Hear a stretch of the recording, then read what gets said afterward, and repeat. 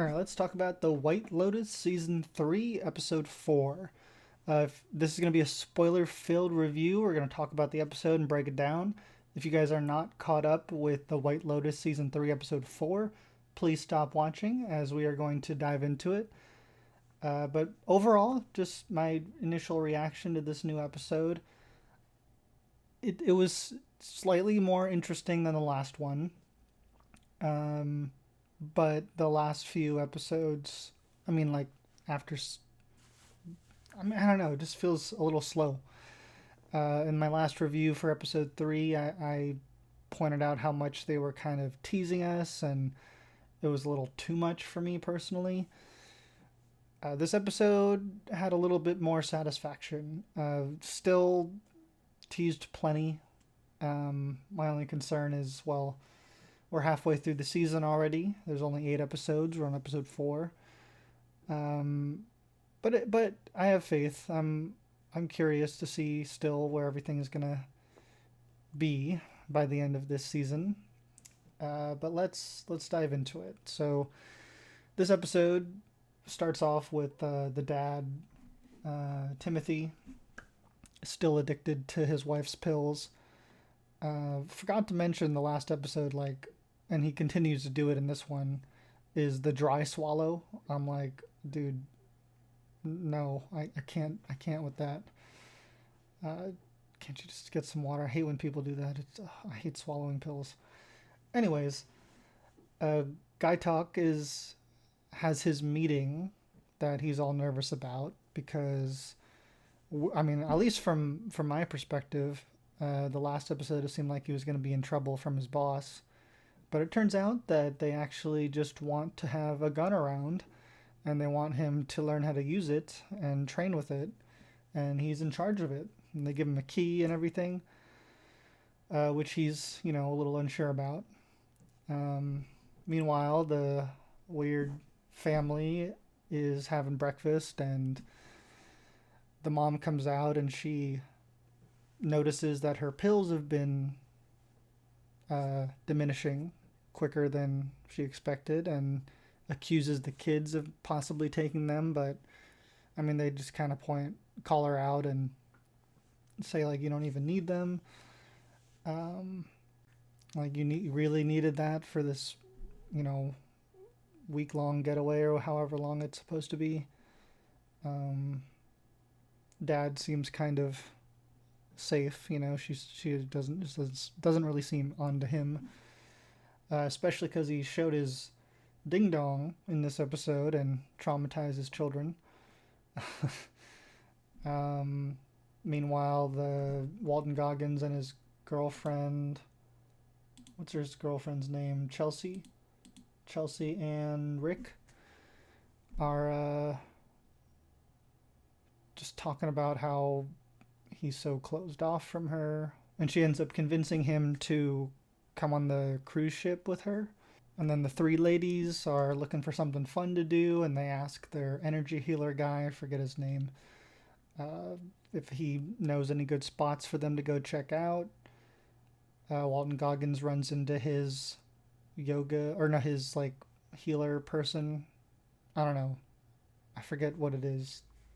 Uh, the therapy, basically. But she's kind of sad to hear that he's going to be in Bangkok, and talks about how much of an impression he's made on her, and kind of wishes him all the best, and says you're in control basically of your own life and stuff. But then we see the weird wacko family arrive on the cruise ship, with the girl, what, Chloe, is that her name? Okay, yeah, it's Chloe, and her husband Greg, who are the hosts of this cruise ship party. Get to meet the wacko family finally, through Paxton, basically, because he was flirting with her earlier. And then we see the wife hide her pills under, or her purse under the pillow, which at the time I didn't really connect that it was her pills were in there. But we see Walton Goggins, and I keep calling him Walton Goggins. I mean, Rick and Chelsea arrive at the cruise ship, And then, of course, we see Timothy going through and getting the pills later. The three girls find out they've been kind of trolled and have been sent to an old people's home. My girlfriend was like, "Does he think they're old? Like that old? Is he not attracted to them at all? Because he does seem kind of distant and like confusing. I'm not sure, but anyways, yeah, he sent them to an old people's home resort, basically. Meanwhile, Natasha, or is that her name? God, dude, these names are so hard to remember. Belinda, no, Natasha's her name, the actor's name. Belinda is telling her her friend how she still can't get that guy off her mind from before. I know he probably thinks she sounds crazy at the time, but with everything going on, like, I feel like he's onto her, and I'm just glad she's telling somebody, so in case anything does happen to her, he can kind of maybe put the pieces together, hopefully. Um, then on the boat, we see the sister Piper talking to Lachlan about how at dinner she plans to tell mom and dad she's gonna be living in Thailand for a year. And I'm sorry, I forgot to mention that in the last episode. That's what she was doing with the monk, trying to arrange for that meeting. I didn't really put that together, sorry. But yes, she's going to be living in Thailand and is scared to tell her parents and wants Lachlan to back her up. He's still kind of like, well, what about me? Uh, and so after that conversation, we kind of see him kind of float over to Paxton after that. He kind of feels safer with him, I think, now with that new information. And of course, Paxton's trying to set him up with these girls on the cruise ship. Um, Beautiful locations that they go to. Again, I feel like this show is like, when I watch this show, it feels like an excuse to just kind of feel like I'm going to these resorts and cruise ships and stuff, because I'm not doing that. It's living vicariously through the show a bit. Um, just with a terrible suspense layer added to it that includes murder and scary rich people. But no, the locations continue to be gorgeous. I think it's the most gorgeous location that the White Lotus has gone to so far. Victoria, the mom, finds out her pills are missing. The three ladies confront their friend about, like, that's not what we were looking for. Can you please try to give us something more fun? And so, take two. Good luck. And then we see Greg catching Paxton and his wife Chloe getting a little too comfortable together. I mean, he was noticing that in the last episode too. Best shot of this episode definitely goes to Rick and Chelsea's back of the boat scene. Was just gorgeous shot. I love that, with the reflection above as well. Which was also a sweet scene, because Walton Goggins' character Rick finally opens up to not just Chelsea but to us as well as the audience, and it was a nice moment, and we get to learn more. We actually get to learn something about him finally. That he wants to get revenge on the guy who killed his father, who apparently owns White Lotus and half of Thailand. And even though Chelsea's pretty worried for him, she just gives him a hug for opening up, which was sweet. Even though it's a pretty toxic-y relationship that I don't fully support, she's just too much of a sweetheart. He doesn't deserve her. I feel mean kind of saying that, but dude, he got her bit by a snake in the last episode, and it took him this long to open up to her. I'm just surprised she's still with him. She's too nice. Meanwhile, the energy healer friend Takes them to a parade of some sort. The three girls, and turns out it's like a well. First off, he ditches them, which I thought was kind of sus, but leaves them to get like sprayed by water guns, and the Jacqueline Michelle Monaghan's character pisses off one of the kids because she's all being all rich bitch about don't get me wet, and gets what she deserves quickly after. And they continue to hunt them down. Meanwhile, Belinda is her name, please. Yes, Belinda is looking up because she's just can't scratch this itch and starts looking up her old friend Tanya and the murder on the cruise ship and how the husband's being investigated, and she finds who she was looking for. And meanwhile, Greg is having a little sit down with the wacko family dad, Timothy, about business. Clearly, they're both high up businessmen, and he asks him, "Well, are you a what does he say? Not a hider. Are you hiding or are you seeking?" And Timothy says, "I'm just here on vacation with my family," which is clearly, "I'm hiding, bro. You're hiding." And I think Greg gets that. I think that was the answer he was expecting almost, you know. Meanwhile, after the cruise ship, sorry, as they're about to leave, Lachlan and Paxton, please tell me I've been saying his name right. Oh, not Paxton. It's Saxon. My bad. I am so sorry. Saxon. It's because his name is Patrick Schwarzenegger. I was literally meshing Patrick and Saxon. I'm sorry. My bad. Saxon and Lachlan let their family know that they're actually going to stay on the ship because there's going to be like some full moon late night party on the cruise ship, so they're going to keep going while the family goes and has dinner and, stays in for the night. The sister, Piper, not too happy because Lachlan said he was going to back her up at dinner, but ends up bailing on her. Chelsea and Rick, she's trying to convince him to go on the late night party too, but he's too set on this guy and needs to find out and see his face, and she knows she's going to do more than that. And he tells her to back off and stop what she's doing, and she kind of, I think, gets hit a little bit hard right there, in which she, later we find out, ends up going to the late night cruise party by herself, which Chloe's thrilled about. The three ladies finally find themselves in a scenario that seems more fitting to them.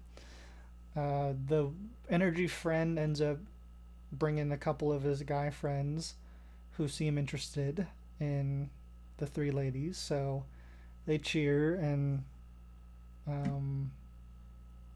kind of thought we were going to get to see more, but we don't. They that's the end of their kind of story in this episode. Meanwhile, the crazy cuckoo family are having dinner, and there's the whole scene with Victoria pointing out how we would never avoid paying taxes, blah blah blah. You only see men like that in the movies, and it's just very describing him awkwardly. How lucky Piper is to have a father like him, who's such a good man. Which later he gets up and we see him go and get his phone back for a minute. Meanwhile, Guy Tuck is inspecting the gun he has and gets a quick surprise visit from Mook, aka Lisa from BLACKPINK, and she's looking gorgeous as ever. I would be smiling like that too. She asks how his meeting went and if he got the promotion, and he goes, "It was fine, but no, I didn't get the promotion." He walks her to her dance or event she's going to, which they walk right by Timothy, who's on the phone, and finds out how bad things have gotten, and he's not willing to go to jail, and he's getting pretty desperate. And as he's like, after he hangs up, he starts like gagging from like the pills. He seems sick, but then he is looking through the window, all interested in something. It took me a second, but I realized like, yeah, he's getting something there. Meanwhile, Guy Talk reminds Mook that they got their first date tomorrow, which hopefully they get to. We'll see. He gets back to his station and is all happy about that until he notices something is missing, and it's his gun because he left it out like a fool. I mean, I know we've all been there. I didn't notice this little moment until reviewing this episode, but the lady who has the phones, she goes, "Are you ready to give it back?" And he thinks she's talking about the gun he just took, because he definitely took that gun because he was right there. And he doesn't want to go to jail. But she's just talking about his phone, which he gives back. We get to see, what's his name? Rick? Dude, I can't remember all their names. Yeah, Rick, Walton, Goggins, heading to Bangkok. Gets in a weird fight with some hippies. Meanwhile, Timothy is back at dinner, kind of freaking out because we know he has that gun now. And then getting to the ending, we see Greg looking up Belinda's social media and trying to find out more about her, which he finds out she has a son, which I'm scared that he's going to use against her or target him, because he's a scary man. And then the episode ends with Lachlan and Saxon having a party on the boat with Chelsea and Chloe and other people. And we'll see how it goes down next episode. But yeah, that was episode 4 of the White Lotus. A few more things happened I liked in this episode. I felt were more interesting than the last one with the whole snake show and stuff like that. Still plenty to tease. You know, I want to see how Mook's dance goes. Of course, I want to find out the situation with the gun, but I don't really consider that too much of a tease. You know, we weren't kind of expecting that until the last minute. That was a good cliffhanger, if anything. But the fact that the cruise ship continues, you know, the party on the cruise ship continues, I thought we were going to see all of that in this episode. But yeah, felt like it was less teasing. Although, yeah, the 3 girls, you know, we don't get to see their we don't get to see their take 3 yet. You know, they're saving that for the next episode.